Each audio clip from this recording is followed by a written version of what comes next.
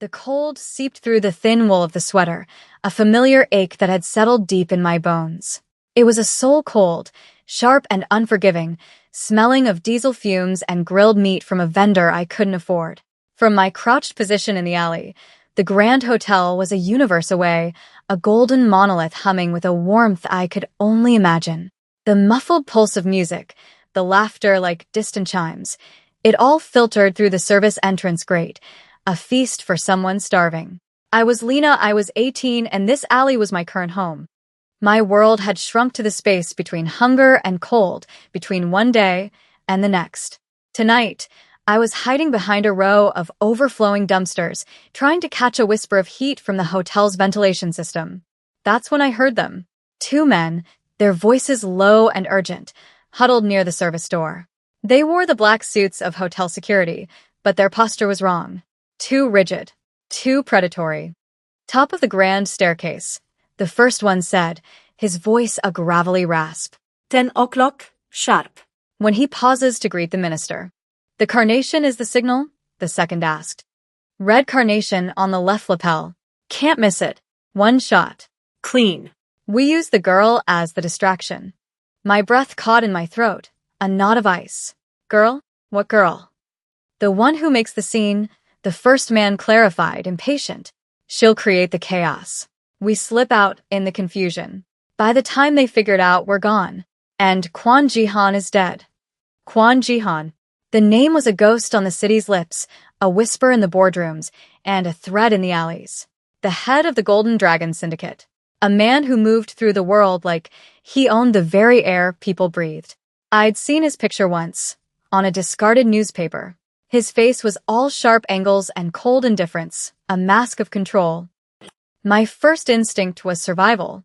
Forget what I heard. Sink back into the shadows. The world of men like Kwon Ji-han was not my world. Getting involved was a death sentence. But then I thought of the bullet. The clean, simple plan.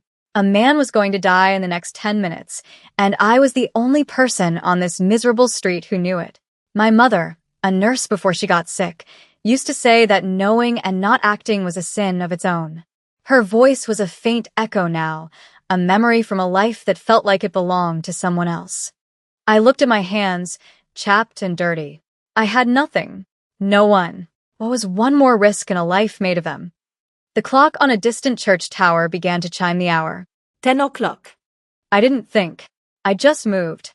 Slipping through the service entrance was easy. A chef was shouting at a delivery boy. The door propped open for a precious few seconds. I was a ghost in the chaos of the kitchens, my dirty sweater and old jeans invisible against the clatter and steam. I moved through hallways that smelled of bleach and old grease until I emerged into a different world. A world of marble and gold leaf, of crystal chandeliers that dripped light onto men in tailored tuxedos and women in silk gowns. The air was thick with perfume and the low hum of power. I was a stain on a masterpiece, a discordant note in a perfect symphony. People's eyes slid over me, then quickly away, a flicker of disgust or pity before they returned to their champagne. I kept my head down, my heart a frantic drum against my ribs, and pushed toward the sound of the orchestra. And then I saw him. He was standing at the bottom of the grand staircase, a vision of absolute authority. His suit was a masterpiece of black Tom Ford tailoring, so dark it seemed to absorb the light around him. He wasn't the biggest man in the room, but he was the center of it. Gravity bent in his direction. People orbited him, their smiles strained, their postures deferential. He moved with a surgical precision, his stillness more intimidating than any overt threat. On his left lapel, just as the men had said, was a single, blood-red carnation. He started to ascend the stairs, taking them one at a time. Each step was deliberate, unhurried. Near the top, the Minister of Commerce waited, his hand outstretched. I scanned the balcony above, the shadowed alcoves. I saw a glint of metal, a barrel. Time stopped. My blood ran cold. Shouting was useless. It would only make me the first target. I needed to move him. Physically. I needed to shatter the perfect, lethal tableau.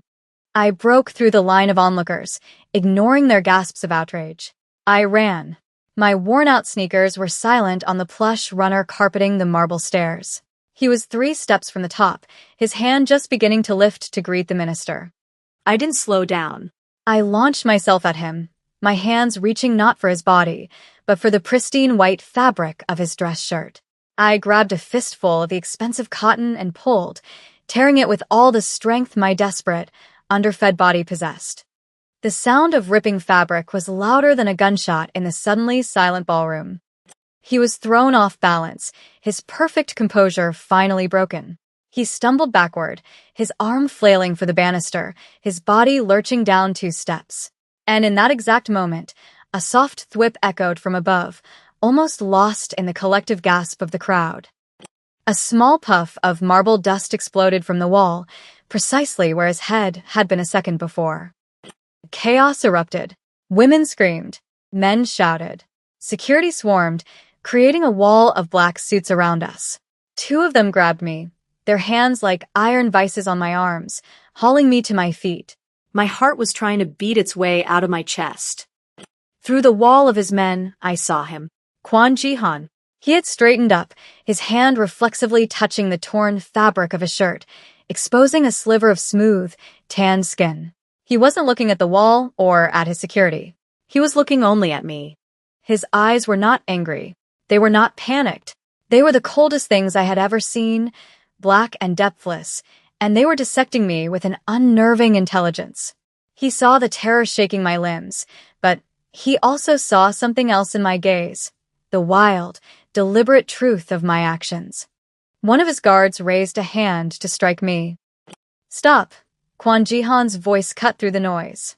It wasn't loud, but it carried an absolute, unquestionable authority that silenced the entire room.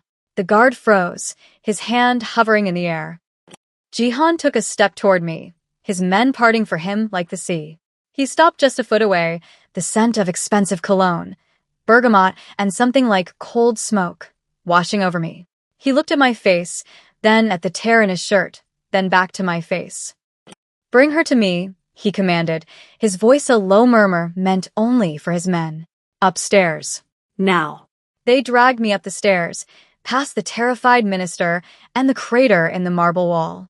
I didn't fight. I knew, with a certainty that chilled me to the soul, that my life as a ghost on the streets was over. I had torn the shirt of the dragon, and now he wasn't going to let me go. The suite was colder than the alley. It wasn't the temperature. It was the silence. A heavy, suffocating silence that pressed in from all sides.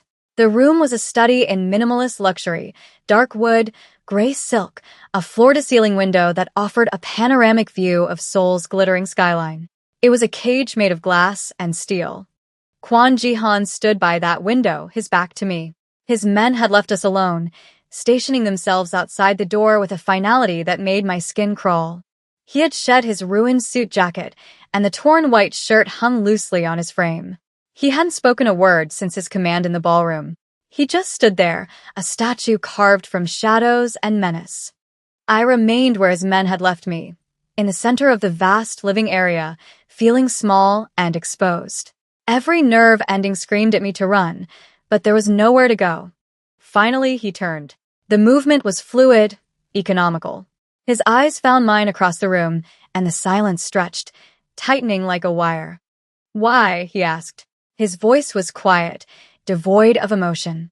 It was more terrifying than if he had shouted. I swallowed, my throat dry. I heard them. 2 men, dressed as security. In the alley behind the hotel. I told him everything. The red carnation, the 10 o'clock timing, the plan to use a distraction. I recounted the conversation word for word, my voice low but steady. I'd learned on the streets that panic was a predator's favorite scent. He listened without interruption, his expression unreadable. When I finished, he didn't move for a long moment. He just watched me, his gaze so intense it felt like a physical weight. "You expect me to believe," he said slowly, "that a homeless girl happened to overhear an assassination plot and decided to play the hero? I don't expect you to believe anything," I retorted, a spark of defiance cutting through my fear. "I just know there's a hole in the wall upstairs where your head was supposed to be." A muscle feathered in his jaw. He walked toward me, his steps silent on the thick rug. He stopped so close I had to tilt my head back to meet his eyes. The scent of him was stronger now, clean and sharp. He was assessing me, not as a threat but as a puzzle. "What is your name?" he asked. "Lena." "Lena," he repeated. The way he said it was different. Not a question, but a statement. A claim. He said my name like he was testing its weight, seeing how it felt on his tongue. The door opened, and a man in a severe suit, older and with a scar bisecting his eyebrow, entered. He bowed his head slightly to Jihan. "Sir." "We've reviewed the security footage. 2 of our own men, Kang's recruits, left the premises moments after the incident. They've vanished. The bullet confirms a silenced, high-caliber rifle fired from the east balcony. Her story holds." Jihan didn't look away from me. The information seemed to flow into him, processed and filed away without any outward reaction. Betrayal from within. His own men. The room grew a few degrees colder. He gave a slight nod to the older man, Mr. Choi, who then retreated, closing the door behind him. We were alone again. "Carelessness," Jihan said, his voice a low rasp. He absently touched his right wrist, his thumb tracing a thin, silvery scar that peeked from under his cuff. "It's the only sin that cannot be forgiven in my world. Betrayal is a tool. Greed is a motivator. But carelessness, it leaves ghosts." His eyes unfocused for a fraction of a second, looking at something I couldn't see. "I had a sister, Minnie. She was 17. A rival family sent a message to my father. They planted a bomb in her car. My security team was supposed to sweep it every morning. That day, they were careless." He didn't say more. He didn't have to. The story hung in the air between us, a stark and brutal explanation for the man he had become. He was a king ruling an empire built on the foundation of a single failure, a failure to protect. His one vulnerability was a ghost named Minnie. The admission, as cold and factual as it was, changed the air between us. It was a crack in the marble facade, a glimpse of the man beneath the monster. Mr. Choi re-entered, without knocking. "Sir, the building is compromised. We need to move. What are your orders concerning her?" He tilted his head in my direction, his expression making it clear that disposal was the most efficient option. She was a loose end, a witness. I held my breath. My life was being weighed on a scale I couldn't see.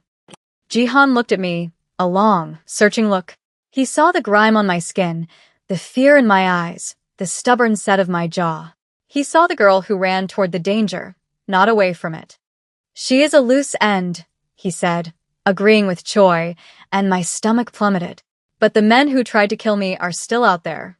They know her face. If they find her on the street, they will silence her. And I will lose the only witness who can identify them." His logic was cold, tactical. It had nothing to do with gratitude or mercy. It was about utility. I was a tool. "You have a choice, Lena," he said, his focus entirely on me again. "You can walk out that door. My enemies will find you within a day. Or you can stay with me. You will be safe. You will be fed. But you will belong to me. Your life will no longer be your own." It wasn't a choice. It was a gilded cage or a shallow grave. I thought of the alley, of the gnawing hunger and the endless, biting cold. I thought of the men with the gravelly voices and the glint of a rifle barrel. I met his gaze, my own unwavering. "I'll stay." A flicker of something, surprise, respect, passed through his dark eyes before the mask of indifference slammed back down. "Choi," he said, turning to his man. "Find her something to wear. Something clean." An hour later, I stood in the penthouse bathroom, the hot water from the shower sluicing away days of street grime. The clothes laid out for me were simple but luxurious, black silk pants and a soft cashmere sweater. When I emerged, clean and dressed in borrowed finery, Jihan was standing by the window again, a glass of amber liquid in his hand. He turned as I entered, and for the first time, his eyes swept over me with an entirely different kind of assessment. He was no longer looking at a piece of a puzzle. He was looking at a woman. The silence hummed, charged with a new, unspoken tension. He saw me, not the homeless girl, not the witness, but Lena. And in that moment, I understood that the cage he offered was infinitely more dangerous than the one I had just escaped. The penthouse was a fortress overlooking the Han River, a monument to wealth and paranoia. For a week, I lived in a state of suspended reality. I ate food prepared by a silent housekeeper, slept in a bed with 1,000 thread count sheets, and wore clothes that cost more than everything I had ever owned combined. I was a prisoner in a palace, and Kwon Jihan was my warden. He was a ghost in his own home.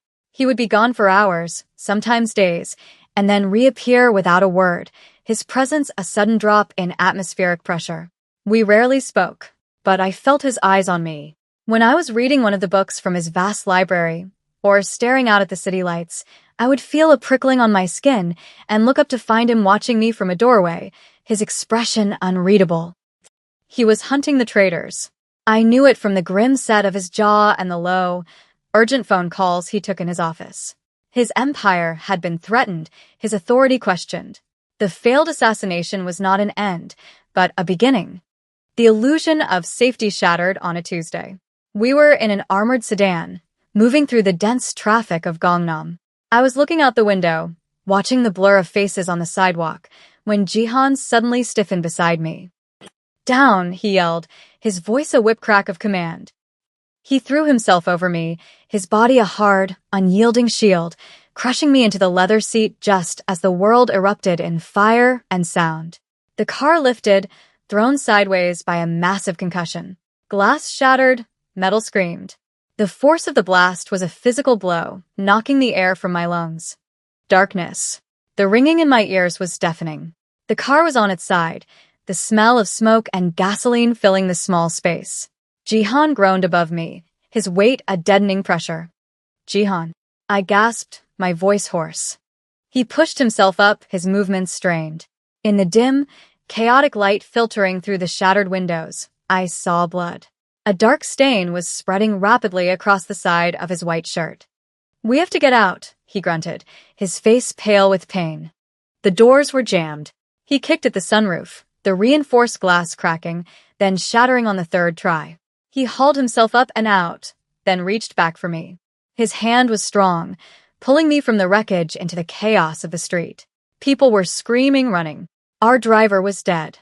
Jihan leaned heavily against the overturned car, his hand pressed to his side. "Safe house," he bit out to one of his men who had pulled up in a trailing vehicle, his face a mask of fury.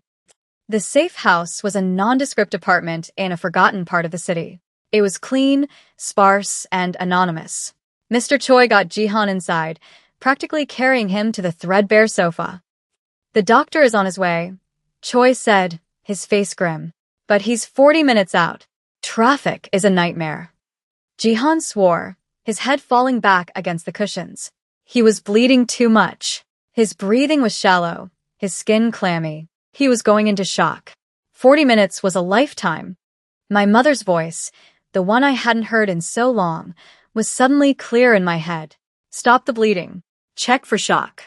Keep him warm." Before I even realized what I was doing, I was moving. "Get me a first aid kit, clean towels, and a bottle of whiskey," I ordered Mr. Choi. He looked at me, stunned, then at Jihan, who gave a weak, almost imperceptible nod. The kit was basic, but it had what I needed. Gauze, antiseptic wipes, a needle, and suture thread. I cut away the bloody fabric of Jihan's shirt. It was shrapnel. A nasty, jagged piece of metal was embedded in the flesh of his side. It had to come out. "This is going to hurt," I said, my voice more confident than I felt. He opened his eyes, his gaze hazy with pain but sharp. "Do it." Mr. Choi brought the whiskey. I poured some on a towel to sterilize the tweezers from the kit, then pushed the bottle toward Jihan. "Drink." He took a long pull from the bottle, his eyes never leaving my face. He was placing his life, the most guarded and valuable commodity he owned, into my dirty, trembling hands. In that moment, I crossed a line. I wasn't just a witness anymore. I was choosing to help him, to save the life of a man who dealt in death. My old world, with its simple morals and clear lines, burned away in the wreckage of that car. I took a deep breath. "Hold still." My hands were surprisingly steady as I probed the wound. He hissed in pain, his body tensing, but he didn't cry out. I found the edge of the metal and gripped it with the tweezers. I pulled. It was slick with blood, lodged deep. I had to brace myself against him, my face inches from his, and pull again, harder this time. He let out a strangled groan, his free hand shooting out to grip my wrist. His fingers were like steel bands, his knuckles white. But he didn't stop me. The metal came free with a sickening squelch. I dropped it into a bowl with a clatter and immediately pressed a thick pad of gauze to the wound. He was panting, sweat beading on his forehead. His eyes were dark, swirling with pain and something else, something raw and unguarded. He was looking at me as if he'd never seen me before. "You look at me," he whispered, his voice rough, "and you don't flinch. Everyone else flinches." It wasn't a thank you. It wasn't a compliment. It was a confession. A stark admission of the profound isolation of his existence. In his world, people looked at him with fear or greed. I looked at him and saw a man who was bleeding. I held his gaze, my heart hammering against my ribs. "You're still bleeding," I said softly, my voice a thread in the tense silence. I had to stitch the wound. I worked quickly, my fingers deft and sure, closing the gash with neat, small stitches. When I was done, Mr. Choi returned. "Sir." "We have a problem." He held up a tablet. On the screen was a news report. The police had released a grainy security image from the hotel gala. It was me. The headline read, "Mysterious woman, person of interest in attack on business magnate Kwon Jihan." Kong, the traitor, had done it. He couldn't get to Jihan, so he was coming for me. He had painted a target on my back, making me the most wanted woman in Seoul. My anonymity was gone. My life was no longer just owned by Jihan. It was inextricably, dangerously tied to his. The war had become personal. The safe house was no longer safe. Kong had burned my identity, making me a liability Jihan couldn't afford to hide. Every cop in the city was looking for my face. Every rival gang who wanted a piece of Jihan's empire would see me as leverage. "He's boxing us in," Jihan said, his voice tight with controlled fury. He was sitting up now, his side bandaged, the pain in his eyes replaced by a cold, lethal focus. "He's using you to flush me out. We can get her out of the country," Mr. Choi suggested. "A private jet. A new identity." Jihan looked at me. The offer hung in the air, a phantom limb of my old freedom. I could run. I could disappear and spend the rest of my life looking over my shoulder, a ghost with a new name. Or I could stay.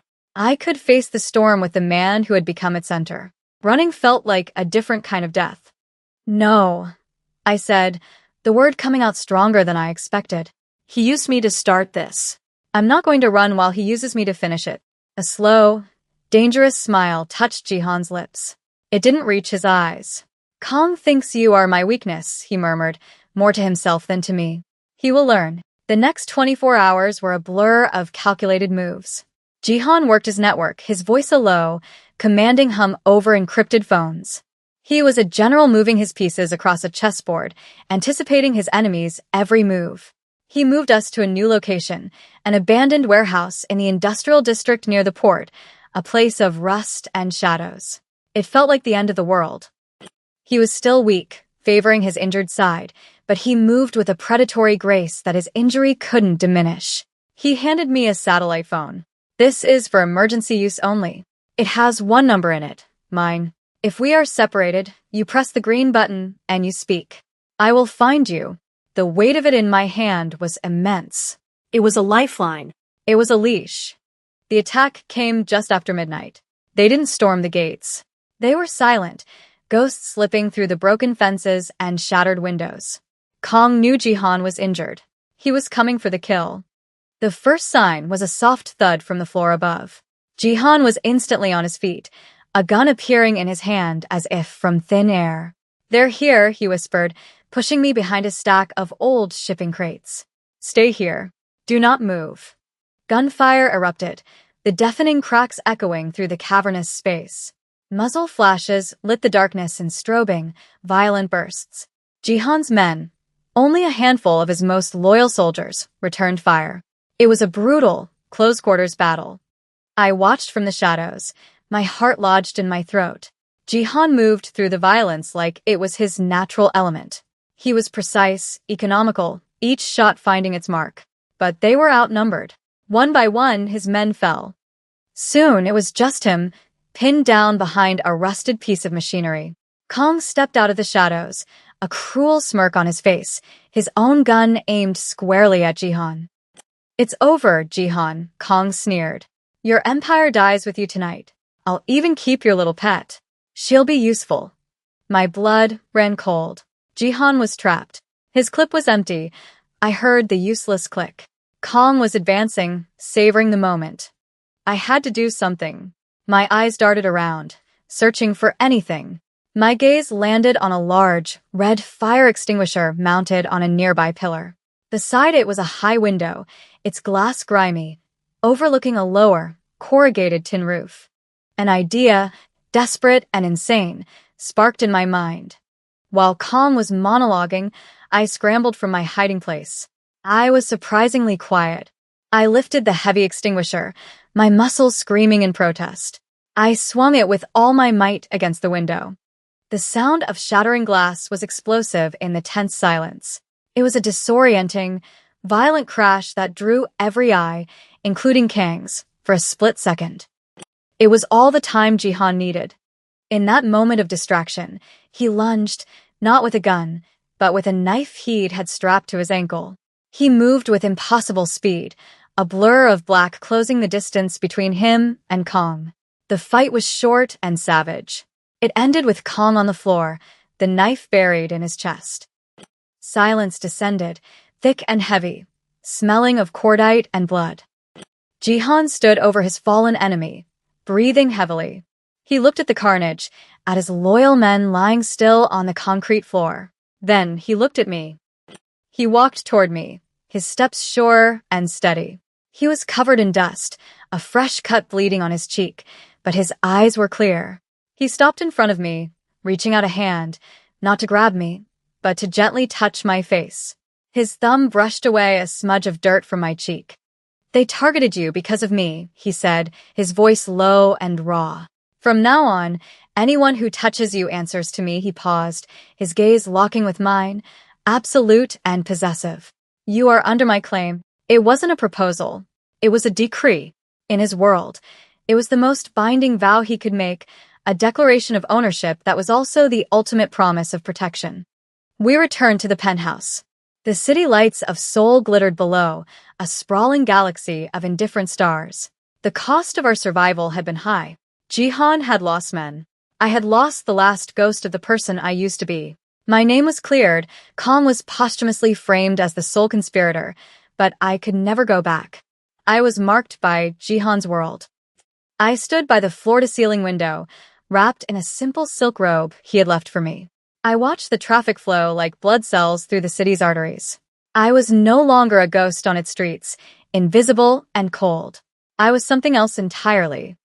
I felt his presence before I heard him. He came to stand behind me, so close I could feel the heat radiating from his body, but not touching. We stood in silence for a long time, watching the city breathe. He didn't say he was sorry. He didn't say thank you. He said something far more significant. "Kang's territory is now mine," he stated, his voice a low rumble at my back. "It was the price for your name. He had not just protected me. He had avenged me. He had conquered his enemy and laid the spoils at my feet, an offering paid in blood and steel. He had erased my past by seizing his future." I looked at our reflections in the dark glass, my small form, and behind me, the powerful, unyielding silhouette of the man who now owned my life. I didn't know if this was love or survival or something far more dangerous. But as I met my own eyes in the reflection, I knew I had made my choice, and I would not look back.